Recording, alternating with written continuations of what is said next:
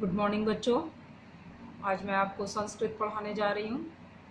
ये पाठ कक्षा 5 के बच्चों के लिए है। पाठः चतुर्थः। पाठ 4 धातु या क्रिया परिचय। हम देखेंगे धातु क्या है। संस्कृत भाषा का धातु शब्द क्रिया का पर्याय है। जिन शब्दों में कार्य का करना या होना पाया जाता है उन्हें क्रिया कहते हैं, जैसे पढ़ना, लिखना, हंसना आदि। इन्हीं क्रियाओं के मूल रूप को संस्कृत में धातु कहा जाता है, जैसे पढ़, लिख, हंस आदि। तो बच्चों, आपने जाना कि संस्कृत भाषा का धातु शब्द क्रिया का पर्याय है और क्रियाओं के मूल रूप को संस्कृत में धातु कहा जाता है, जैसे पढ़, लिख, हंस आदि। और इन्हीं मूल धातु से क्रियाएं बनी हुई हैं। पढ़ से पढ़ना, लिख से लिखना। और इसकी मुख्य बात क्या बता रहे हैं कि धातुओं के रूप पुरुष के अनुसार चलते हैं। संस्कृत में जो धातुएं हैं इसके रूप पुरुष के अनुसार चलते हैं और पुरुष 3 प्रकार के होते हैं। पहला प्रथम पुरुष, मध्यम पुरुष और उत्तम पुरुष। पहला क्या है? प्रथम पुरुष है, दूसरा मध्यम पुरुष और तीसरा उत्तम पुरुष। और लट लकार के प्रथम पुरुषों के तीनों वचनों के रूप लिखने के लिए धातुओं के हलंत को हटाकर क्रमशः अति, अतः तथा अंति प्रत्यय जोड़ा जाता है। तो बच्चों, ये इसके अंत में जब इसको हम पढ़ेंगे तो उसको क्या कहते हैं? प्रत्यय कहते हैं। और आपको पहला उदाहरण यहाँ पे दिया है, ये आपकी क्रिया है पढ़ना और इसका मूल धातु है पठ और वचन है एक वचन, द्विवचन और बहुवचन। अब इसके अंत में जब हम पढ़ेंगे तो कैसे पढ़ेंगे? पठति, पठत, पठन्ति, पठति, पठतः, पठन्ति। वह पढ़ता है, वे 2 पढ़ते हैं, वे सब पढ़ते हैं। इसका एक मैं आपको चार्ट दिखा रही हूँ जिससे कि आपको ये याद रहे कि किस प्रकार से हमें संस्कृत पढ़ते समय एक पहचान होनी चाहिए क्रियाओं की और रूप की। ये हम आपको चार्ट में दिखाते हैं। बच्चों, ये एक चार्ट है, इसको आप अपनी कॉपी में लिख लीजिएगा ताकि आपको एक आसानी हो जाए पढ़ने में। जैसे एक वचन, द्विवचन और बहुवचन, ये एक कुंजी है, एक आसान तरीका आपका। और ये तीनों पुरुषों के लिए, प्रथम पुरुष, मध्यम पुरुष और उत्तम पुरुष, इसके जो अंत में प्रत्यय जोड़े जाते हैं इसको आपको किस तरह से बोलना है और कैसे पढ़ना है। जैसे एक रूप आपने ले लिया पठ का। पठ का कैसे पढ़ेंगे? पठति, पठता, पठन्ति। आपके इसके अंत में प्रत्यय की आवाज़ आ रही है अति, अतः, अंति। अभी आपने अपनी किताब से भी इसी बात को पढ़ा। मध्यम पुरुष में क्या होगा? पठ के रूप को अगर लेते हैं तो क्या हो जाएगा? पठसी, पठता, पठत। उत्तम पुरुष में अगर पढ़ेंगे तो कैसे पढ़ेंगे? पठामी, पठाओ, पठावा, पठामा। ठीक है, तो आपने इसको देख लिया। और एक रूप मैंने इसको यहाँ भी लिख दिया, प्रथम पुरुष, मध्यम पुरुष, उत्तम पुरुष। पठती, पठता, पठन्ति, पठसी, पठता, पठत, पठामी, पठाओ, पठाम। ठीक है, और इसके अंत के जो प्रत्यय हैं वो किस तरह से लगते हैं। आप इसको प्रथम पुरुष इस तरह से याद कर सकते हैं, अति, अतः, अंति। मध्यम पुरुष असि, अथा, अथ। उत्तम पुरुष आमी, आओ, आम। इस तरह से आपको एक आसान तरीका होगा, कोई भी रूप को आप याद कर सकते हैं। प्रथम पुरुष में आपने याद कर लिया कि उसके अंत में प्रत्यय जुड़ता है अति, अतः, अंति। मध्यम पुरुष में असि, अथा, अथ। उत्तम पुरुष आमी, आवा, आमा। और इस तरह से आप एक रूप याद कर सकते हैं। अब चाहे पठ का हो, चाहे लिख का हो, चाहे हंस का हो, तो आप इसको अच्छे से याद करके और आगे बढ़ सकते हैं।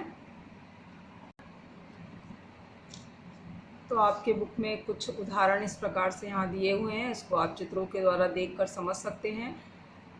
आपकी ये क्रियाएं हैं, ये मूल धातु हैं और वचन के अनुसार हैं, एक वचन, द्विवचन और बहुवचन। पहली क्रिया है आपकी धाव, और इसको कैसे पढ़ेंगे वचन के अनुसार? धावती, धावतः, धावंती। वह दौड़ता है, वे दो दौड़ते हैं, वे सब दौड़ते हैं। हंसना, ये धातु आपका क्या है? हस, और इसको आप रूप के अनुसार पढ़ेंगे तो कैसे पढ़ेंगे? हंसती, हंसता, हंसंती। वह हंसती है, वे दो हंसती हैं, वे सब हंसती हैं। नमस्कार करना, नम, मूल धातु क्या है इसका? नम। आप पढ़ेंगे नमति, नमता, नमंती। वह नमस्कार करती है, वे दो नमस्कार करती हैं और वे सब नमस्कार करती हैं। खेलना, खेलना का क्या होगा?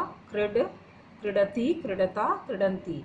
वह खेलता है, वे दो खेलते हैं, वे सब खेलते हैं।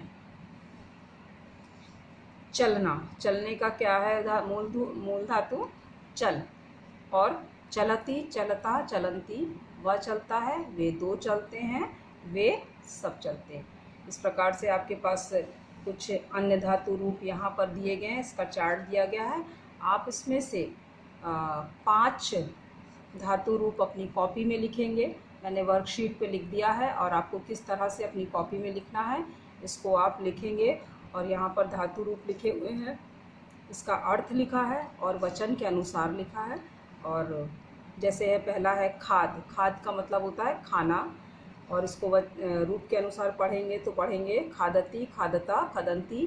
गम, गम का यहाँ पे गम को गच्छ भी कहते हैं, और दृश्य को पश्च कहते हैं, स्था को तिष्ठ कहते हैं, दा को यच कहते हैं। गम का मतलब गच्छ यानी कि जाना, दृश्य, पश्च देखना, स्था तिष्ठ ठहरना या बैठना, दा यच देना। इसके अनुसार आप इसको लिख सकते हैं। खादती, खादत, खादंती। गच्छति, गच्छता, गच्छन्ति। पश्यति, पश्यतः, पश्यन्ति। तिष्ठति, तिष्ठता, तिष्ठन्ति। यच्छति, यच्छतः, यच्छन्ति। और बाकी की ये क्रियाएं दी हुई हैं, मूल धातु भी दिए हैं, तो आप इसको पढ़कर याद कर सकते हैं और समझ सकते हैं। इसके कुछ अभ्यास हैं आपके।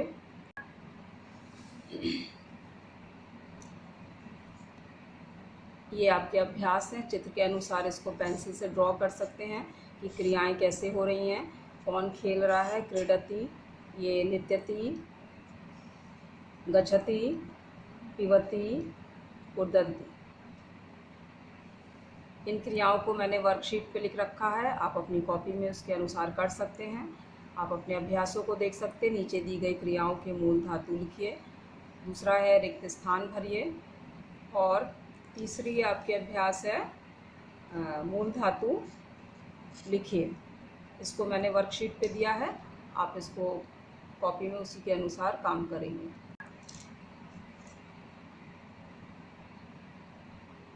किन्हीं 5 धातुओं के रूप लिखिए, इसको आप करेंगे। ये 5 धातु के रूप हमने लिख दिए हैं वचन के अनुसार। इसे आप इस तरह से कॉपी में लिखेंगे। दूसरा अभ्यास है आपका, नीचे दी गई क्रियाओं के लिए मूल धातु लिखिए। तो ये क्रियाएं हैं आपकी गरजना, चलना, हंसना, खेलना, पीना, जाना। अभी आप अपनी बुक में पढ़ चुके हैं। गरजना क्या होगा? गर्ज, चलना, चल, हंसना, हंस, हलंत लगाना ना भूलिएगा। क्रीड, खेलना, पीना, पिब,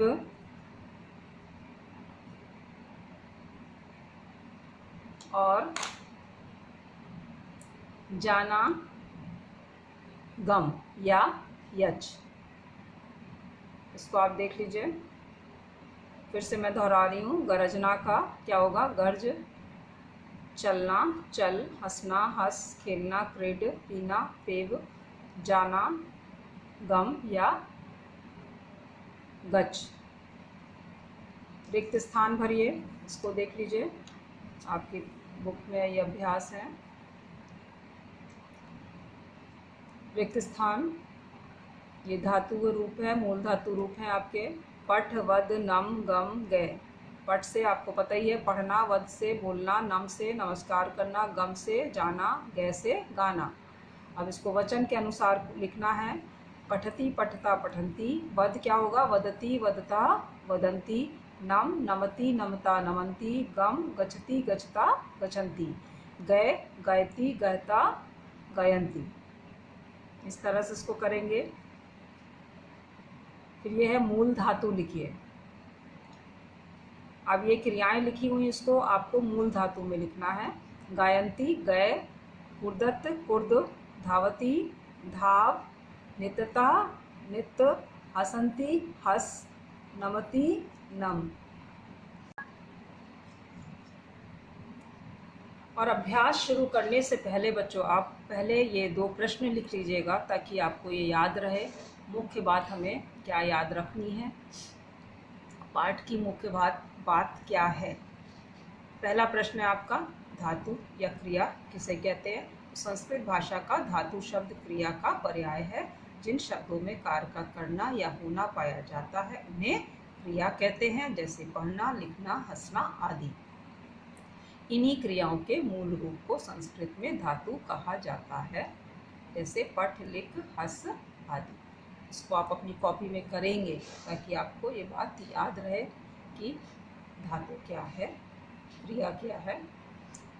पुरुष कितने प्रकार के होते हैं? पुरुष 3 प्रकार के होते हैं, प्रथम पुरुष, मध्यम पुरुष और उत्तम पुरुष। इस बात को याद करेंगे। और तीसरी बात यह है आपकी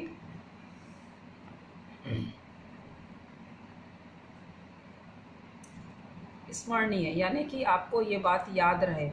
पुरुष के तीनों वचनों के रूप लिखने के लिए धातु के हलंत को हटाकर क्रमशः अति, अतः तथा अंति प्रत्यय जोड़ा जाता है। तो अभी आपका पाठ प्रथम पुरुष में चल रहा है, इसलिए मैंने आपको केवल प्रथम पुरुष के बारे में यहाँ पे दिया है। आप इसको याद करिएगा, केवल प्रश्न उत्तर आप दोनों करेंगे। इसको सिर्फ आप ध्यान में रखिएगा कि अति, अता, अंति याद रहे। पठती, पठता, पठन्ति। बल्कि आपको मैंने चार्ट में तीनों पुरुष बता दिए हैं कि प्रथम पुरुष, मध्यम पुरुष और उत्तम पुरुष। प्रथम पुरुष में क्या आएगा? प्रत्यय कैसे जुड़ेगा? अति, अतः, अंति। और मध्यम पुरुष में असि, अतः, अतः। और उत्तम पुरुष आमी, आवा, आमा। ठीक है, ये आपको याद रहना चाहिए। आपका पाठ यही समाप्त होता है। धन्यवाद।